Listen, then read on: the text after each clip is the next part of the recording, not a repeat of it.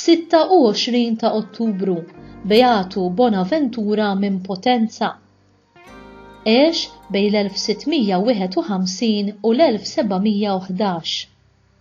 Twilet fl-4 ta' Jannar ġewwa Potenza fil-limiti ta' Napli l-Italja, ġo familja fqira, iżda għanja fil-virtujiet. Ta' 15-il sena daħal mal-patrijiet konventwali minuri f'Norċeva. Noċeva huwa kompla bl-istudji tiegħu u s-superjuri tiegħu batuh Amalfi u hemm taħt direttur spiritwali kompla jikber fil-virtujiet tal-umiltà, safa u ubbidjenza fost oħrajn. Kien ta' eżempju kbir għal kulħadd, kellu ubbidjenza għamja għas-superjuri tiegħu. Kien jagħti l-għajnuna tiegħu fil-parroċċa speċjalment lil batuti, lil fqar u lil morda. Meta f'pajjiżu faqqat epidemija lejl u nar intefa' bruħu u b'ġismu idur bil-morda u jassistihom. Kien jaħdem ħafna mal-priġunieri speċjalment dawk li kienu qed jistennew il-pina tal-mewt, iqararhom u jassistihom. Bħala saċerdot kien jippredika u jipprattika id-devozzjoni lejn l-Ewkaristija u l-importanza tas-sagrament tar-rikonċiljazzjoni. Kien iqatta' ħin twil fil-konfessinarju tant li ħal fama tal-Apostlu tal-Konfessinarju u tal-Ubbidjenza. B'ubbidjenza lejn is-superjuri aċċetta il-kariga ta' Majistru tan-Novizzi. Kien irawwem l-istudenti tiegħu fil-pratika tal-virtujiet tal-umiltà u l-ubbidjenza. Wara 45 sena ta' servizz impekkabbli, moni b'kull virtu, Patri Bonaventura mar jingħaqad mal-mulej. Fl-aħħar nifs ta' ħajtu kien imdawwar ma' sħabu l-patrijiet kollha u talabhom skuża għal kull darba li naqashom. Fis-26 ta' Ottubru tas-sena 1711 miet u fis-26 ta' Novembru tas-sena 1775 il-Papa Piju VI ibbeatifikah.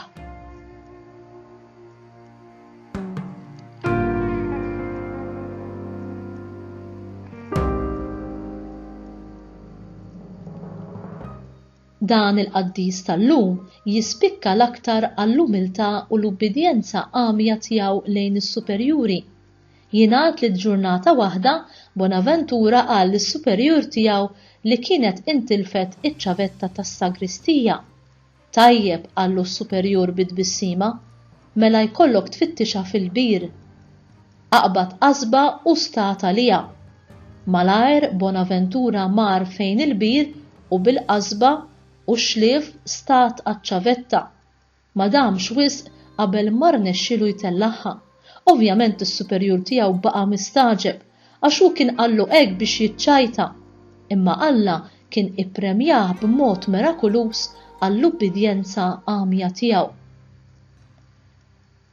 F'Ġesu Kristu il-ħaruf bla teba huwa l-eżempju perfett għalina l-koll fejn tidħol l-umiltà u l-ubbidjenza kif jgħallem San Pawl fl-ittra lil Filippin kapitlu 2 versi minn 4 sa 8. Jgħidilna hekk: ħadd minnkom ma għandu jfittex li jaqbillu, imma li jaqbel il-ħadd ieħor. Aħsbu bħalma kien jaħseb Kristu Ġesu u li qat li kellu natura ta' Alla ma qatx ifittex tiegħu li hu daqs Alla, iżda xejjen lilu nnifsu billi ħa in-natura tal-sir. Sar jiġbaħ lill-bniedem u der minn barra bħal bniedem, xekken lilu nnifsu billi qobda sal-mewt, anzi sal-mewt tas-salib. Kristu sar għalina ubbidjenti sal-mewt, anzi sal-mewt tas-salib. U fl-aħħar nifsijiet tiegħu hu jikkonferma din l-ubbidjenza totali tiegħu bil-kliem kollox hu mitmum. Fi kliem ieħor, Ġesu juri li qatal kollox u għamel kollox hekk kif kien mitlub minnu mill-Missier sal-aħħar. San Ġwanni kompli, imbagħad mejjel rasu u rat ruħu. Ta' min jinnota f'dan l-aħħar vers li Ġwanni jikteb li l-ewwel mejjel rasu, imbagħad rat ruħu. Is-soltu r-ras titmejjel wara li l-persuna tkun għadha kif mietet. Fil-każ ta' Ġesu, probabbli li San Ġwan rid jagħmel enfasi fuq dak il-ġest ta' meta wieħed ibaxxi rasu b'sinjal ta' ubbidjenza. Kien propju dan il-aċċ li immotiva l-ħajja ta' Ġesu, l-għaġġ li jwettaq il-pjan tal-missier kif qal lil San Pietru, forsi l-kalċri ta' missieri ma nixorbux. Ġwanni kapitlu 18 vers 11. X'imkien ieħor jgħid li kell tiegħi hu li nagħmel ir-rida ta' min batni u li nwassal fit-tmiem l-opra tiegħu. Ġwanni kapitlu 4 vers 34 u post ieħor nar ġejt inqiegħed fuq l-art u kemm nixtieq li diġà qabad. Iżda hemm magħmudija li biha għandi nitammet u xtieqa għandi sa ma dan iseħħ.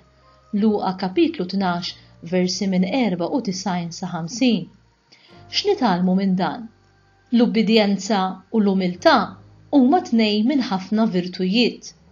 Erf, sempliċità, faqar evanġeliku, karità, ħniena, fidi, tama, ġenerożità, rażan, ħlewwa, kompassjoni, għena, slim, sabar, tjubija, fedeltà, żelu u oħrajn. Il-virtujiet huma il-kwalitajiet tal-karattru ta' Ġesu il-Mulej. L-Ispirtu Santu jaħdem fina sabiex aħna nsiru bħal Ġesu, mimlijin, anzi infuru b'dawn il-qawwiet u s-saħħiet interjuri. Xi ħaġa dwar l-umiltà. Ġesu l-umli. Aħsbu bħalma kien jaħseb Kristu il-Mulej. L-umli u dak li jqis lill-ieħor aħjar minnu u m'għandu qatt ifittex li jaqbillu imma li jaqbel lil ħaddieħor. Ġesu ma qatx ifittex tiegħu xejjen lilu nnifsu, ċekken lilu nnifsu. Ġesu kif wera l-umiltà? Ħan natura tal-sir jgħidilna Ġwanni fil-kapitlu 13 sar jiġbaħ lill-bnedmin u der minn barra bħal bniedem. Għalhekk l-umiltà mhix sentiment imma għażla li tħobb tant li toqrob kemm tista' lejn min trid tgħin, issir ħaġa waħda mas-sofferenza tagħhom, tieħu fuqok il-madma tagħhom, tidentifika ruħek magħhom. Għalhekk Ġesu ma jistħix isejħilhom ħutu. Lut kapitlu 2 vers 11. Servizz umli u dak li jissorprendi u servizz li ma jfittix dak li hu tiegħu id-drittijiet u dak li ma jippretendix imma jfittex il-post tal-aħħar. Id-dixxiplu umli ta' Ġesu jaf li hu il-werid tas-saltna ta' Alla u bħal mulej tas-saltna jagħti ħajtu fis-servizz tal-aħwa bla ma jfittex il-glorja, il-kumplimenti u l-unuri. Dwar l-ubbidjenza. Filippin kapitlu 2 vers 8 insibu Ġesu ċekken lilu nnifsu billi qobda sal-mewt. Min hu l-ubbidjenti? Min jagħmel ir-rida ta' missieri li hu fis-smawiet jgħidilna Ġesu. Alla ikellimna mhux biex jikkmandana għalkemm għandu s-seta biex jagħmel dan, Alla jkellimna biex jiggwidana, biex jenna ninbidlu f'ibnu. Obdi sabiex tifforma ħajtek, obdi biex teleb it-tentazzjoni, obdi biex tkun taf il-moħħ tal-missier, obdi biex isservi lil ħutek. Ġesu hu l-Mulej, Mulej, Sinjur, Sit. Aħna hekk insejħulu, is-sit hu proprjetarju. Ġesu huwa l-Kirjos, aħna il-qaddejja f'sens evanġeliku, aħna tiegħu proprjetà tiegħu. X'jimplika dan? Nisimgħu sew lil nfusna meta nkantaw dil-qalb dal-moħħ dal-ġisem dar-ruħ irrid natik o Mulej. Il-ħin, it-talenti, l-inkwiet, il-ferħ, il-mart, is-saħħa, ir-rebħiet, is-suċċessi, it-telfiet, il-fallimenti, ix-xogħol, id-divertiment, il-ġid materjali, il-familja, il-ħbieb, il-passatemp, l-imoddi, il-mument preżenti u l-ġejjieni. Aħna kollna tiegħu. L-ubdjenza tagħna lejn Ġesu ikkompleta meta mmorru fil-ġenna. Sa dakinhar, misjuqa mill-Ispirtu Santu nimxu bħilitna kollha u bid-djufija tagħna fuq il-passi tiegħu biex inħobbu lil Alla b'qalbna kollha, b'moħħna kollu u b'saħħitna kollha u b'ruħna kollha. X'tip ta' ubdjenza? Mhux dik ta' skjaf, imma ta' wlied maħbuba, ta' wlied ħielsa li jażlu li jridu jobdu. Aħna lil min se naqdu u nobdu. Lil Alla ta' Ġesu Kristu. Jew lil xi Alla ieħor, partit politiku, każin, passatemp, drawwa, ġid materjali, rabta ma' xi mexxej. Liema hu it-teżor tiegħek li fih issib is-sigurtà, il-faraġ, it-tama. L-attitudni ubbidjenti tan-Nisrani hi l-fedeltà lejn is-saltna ta' Alla. L-ubbidjenza tad-dixxiplu lejn Ġesu hija sottomissjoni totali tal-persuna sħiħa għal mulej u l-pjanijiet tiegħu. L-ubbidjenza ta' Ġesu hija l-mudell tagħna. Ġwanni kapitlu 8 vers 29 insibu: jien dejjem nagħmel dak li jogħġob lilu. Ġesu b'referenza għal missier.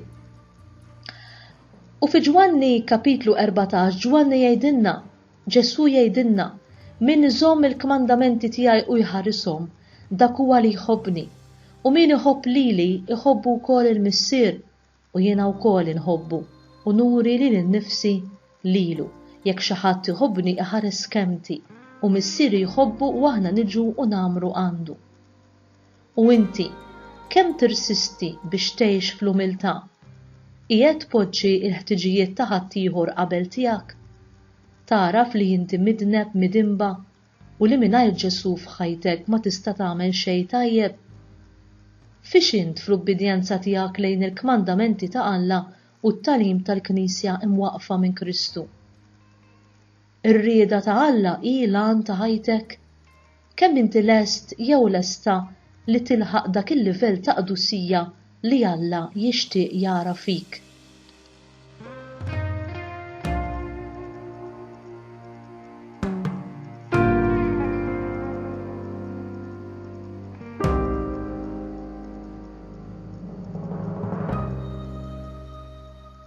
Talba. O Alla li tista' kollox, inti għamilt lil Beatu Bonaventura magħruf għall-umiltà, għall-virtù tal-umiltà u tal-ubbidjenza u għall-imħabba tiegħu lejn il-proxmu. Permezz tat-talbu l-eżempju tiegħu, għatina li nimxu skont il-praċetti tiegħek biex nifirħu fl-ispirtu u navvanzaw fit-triq tal-perfezzjoni. Nitolbuk dan bi Kristu Sidna. Amen.